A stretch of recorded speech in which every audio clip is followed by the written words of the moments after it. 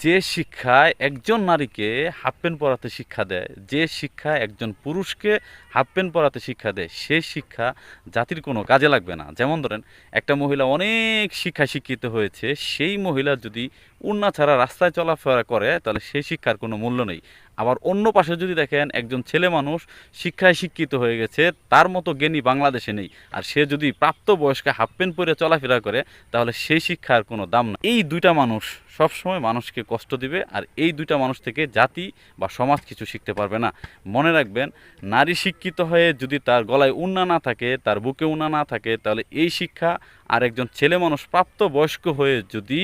সেই লোকে half pant পরে তাহলে ওই শিক্ষার জাতির কোনো মেরুদণ্ড হতে পারে না। সো কথা এইটাই বলতে যাচ্ছি,